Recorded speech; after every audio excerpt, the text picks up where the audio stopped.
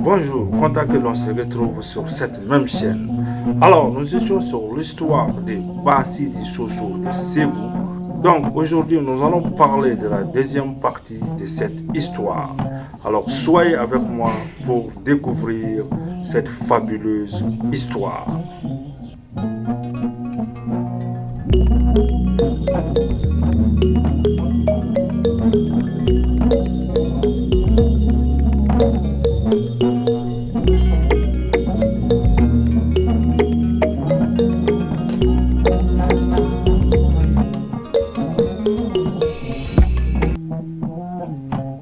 Donc nous étions avec Ousmane Soso qui a décidé de suivre Mohamed Abdoulaye Chouadou dans le voyage que son maître lui avait révélé vers Niamina.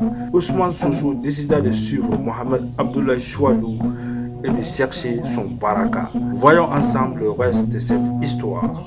Mohamed Abdoulaye Chouadou et Ousmane Soso débarqua à Niamina.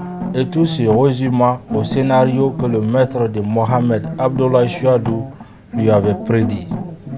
Les habitants de Niamina les accueillirent généreusement et demandèrent à Mohamed Abdoulaye Chouadou de tenir la prière avec eux. Mohamed Abdoulaye Chouadou n'accepta pas la première invitation. C'est jusqu'à la troisième demande que Mohamed Abdoulaye Chouadou décida de répondre. Ils demandèrent aux habitants de Niamina de lui donner une bouillarde d'eau et de lui montrer la cité mystérieuse abritant les 313 saints pour qu'il aille prendre ses ablutions là-bas. Alors les habitants stupéfaits se regardaient entre eux et se demandèrent comment un inconnu ait pu connaître l'existence de cette cité, même inconnue de certains d'entre eux. La demande de Mohamed Abdoulaye Chouadou a été acceptée par les habitants de Niamina. Ils lui donnèrent le bouillard d'eau et lui montrèrent la cité abritant les 313 saints. Ousmane Soso, par respect à Mohamed Abdoulaye Chouadou, prend la bouillarde d'eau et se rendit en compagnie de Mohamed Abdoulaye Chouadou dans cette cité. Mohamed Abdoulaye Chouadou prit ses ablutions et soudain, après ses ablutions, un oiseau mystérieux vient se poser sur son épaule. L'oiseau commença à mettre son bec dans la bouche de Mohamed Abdoulaye Chouadou et l'abreuva de savoir jusqu'à ce que Mohamed Abdoulaye Chouadou en ait vomi un peu. Ces vomis de Mohamed Abdoulaye Chouadou, c'était bien cela que Ousmane Soso a récupéré immédiatement en étalant son boubou avant que le vomi ne tombe sur la terre. Et ce boubou, jusqu'à nos jours, est très bien conservé chez la descendance de la famille Soso. Alors, vous voyez l'importance de la baraka. Ousmane Soso au départ, qui n'était même pas programmé pour recevoir un quelconque don, mais à cause de sa soumission et de son respect envers Mohamed Abdoulaye Chouadou, c'est grâce à cet acte sublime que Ousmane Soso aussi a reçu une part du don attribué à Mohamed Abdoulaye Chouadou. Après l'aventure avec Mohamed Abdoulaye Chouadou, Ousmane Soso est allé s'installer à Sinzani. Il eut comme fils Mohamed Soso, Bois Soso, Saleh Baba Soso, Mustapha Soso et Bassidi Soso. À cette époque, existait un conflit entre le village de Marakabougou et celui de Sama Markala.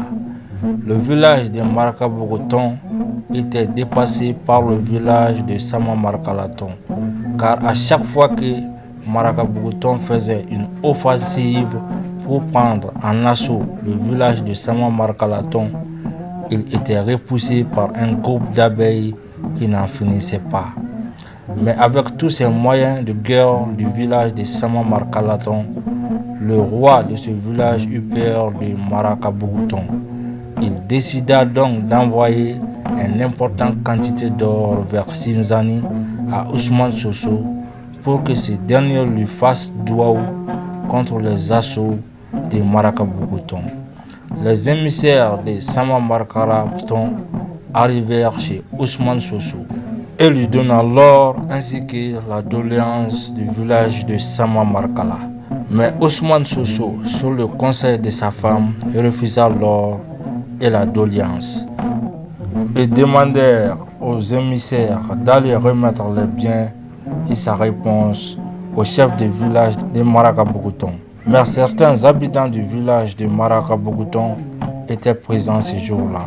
Et ces derniers ont fait circuler la désinformation vers le chef de village de Maracaboucouton, selon laquelle si le village de Maracaboucouton n'arrivait pas à battre le village de Sama Marcalaton, c'était uniquement dû à cause de Ousmane Soso, qui est un saint et qui est le marabout du village de Sama Marcalaton. Les gens qui ont tenu cette désinformation en qualifiant Ousmane Soso de marabout qui aide le village de Sama Marcala a suscité chez le roi de Maracaboucouton l'envie d'en finir avec le saint Ousmane Soso. Alors les Maracaboucoutons ont débarqué à Sinzani auprès de Ousmane Soso et demandent à Ousmane Soso s'il était à la base de la résistance de Sama Marcalaton. Ousmane Soso dira qu'il n'a jamais été à cette base et ajouta qu'ils sont venus lui demander Douaou dans cette guerre, mais il a refusé de leur faire Douaou. Mais les Maracaboucoutons n'en voulaient rien y croire et décident de tuer Ousmane Soso. Mais juste avant d'être tué, Ousmane Soso demanda qu'on lui accorde 2 rakats de prière, ce qui fut fait. Il demanda à Dieu une malédiction sur Maracaboucouton et sa descendance. Et tout ce qu'il a demandé comme doléance à Dieu fut accepté. C'est triste, mais c'est la triste réalité de l'histoire. Donc ce genre de fait, ce n'est pas le manque de savoir ou de connaissance, car d'autres vont peut-être penser et se dire que s'ils avaient une telle connaissance, pourquoi serait-il mort comme ça? C'est parce qu'ils n'ont rien compris. Quand on accède à un certain degré de sainteté, on doit accepter ces choses, même si c'est terrible, car c'est la destinée que Dieu avait prévue. Et souvenez-vous de ce que son père a révélé à ses frères. Maracaboucouton a donc égorgé Ousmane Soso. Mais alors que le sang sort de son cou entaillé, c'est plutôt du lait qui en est sorti. Et ensuite, Maracaboucouton prit Bassidi Soso, le fils de Ousmane Soso, et l'amena avec lui. La scène de la mort de Ousmane Soso s'est passée en dehors du village de Sinzani, un peu dans la brousse. Et à cette époque, quand on enterrait un mort le jour, le lendemain on revenait trouver un dépouille déterré par les liens. Mais celui de Ousmane Soso est resté 3 jours avant que les villageois de Sinzani n'eurent l'autorisation auprès de Maracaboucouton pour faire ses obsèques. Et au 3e jour, les habitants de Sinzani sont allés retrouver la dépouille de Ousmane Soso et à leur grand étonnement, ils ont trouvé le corps couvert par des feuilles d'arbres et des liens qui étaient assis tout autour montant la garde.